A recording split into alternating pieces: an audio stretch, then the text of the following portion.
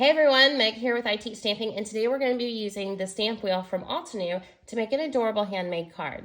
So the first thing I did was I used the sticky grid, and I love that, and I added my white cardstock, and it holds it in place really well. And then I added my stamp, and I'm going to pick it up, and then I'm going to stamp the image. So we're going to be making a milkshake type card. So this is going to be the cup.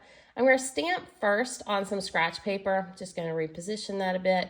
So I'm going to stamp off, right? So on some scratch paper, and then underneath that, that's my cardstock, and that's what I'm going to stamp for real.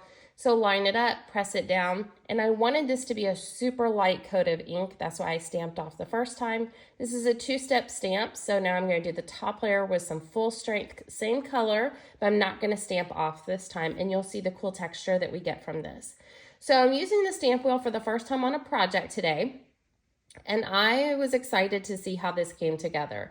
So this is a new stamp positioning tool, and I'm testing it out because my favorite stamp positioning tool had been discontinued, and so I've been looking for a new one to share with y'all. And so I'm going to show some of the things that I like about this across some different videos so you can get an idea of what this tool really does. So I'm excited to bring this to you. So I'm going through stamping all my images, and then we're going to do some die cutting in just a minute. I liked how easy and how well the stamp wheel itself, that acrylic plate, locked in. Like where the gold corners are, it really does lock in and doesn't shift. And so it's been a great tool to use so far. I was excited to get it and use it and share it with y'all. There was another one that I tried that I absolutely would not recommend. And so having one that I can recommend has been great. So we're going to go through and trim down our sentiment. We die cut our pieces, and I'm using another piece of cardstock as a guide to help me trim off the excess on our sentiment. Now I'm going to start assembling the milkshake onto a silicone craft mat so it's not going to stick onto that.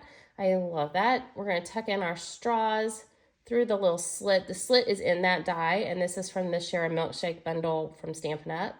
So I'm going to glue down the straws and then add the little cherry on top, set it aside, let this get all dry and happy. I'm going to add a piece of bubble bath onto a basic white panel, and then I'm going to add some real red pattern paper on top. So it's just a cute little heart pattern I thought was perfect for this card. Next, I'll take some linen thread, just wrap it around, stick it to the back side of the white cardstock, real red card base, and use a bone folder, get a nice crisp edge on that.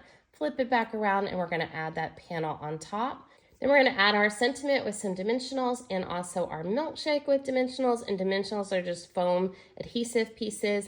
I'm going to add a little bow tied with the same linen thread using the 10-second bow maker. And then to finish it off, I'm going to use some rhinestones. So I hope you enjoyed today's project. I've got more ideas coming to you with what I've done with the stamp wheel, and I just got it. So I've barely scratched the surface of what I can do with it, but of course we've got to master the basics first. So if you like this video and want to see more, make sure to like and follow I Teach Stamping.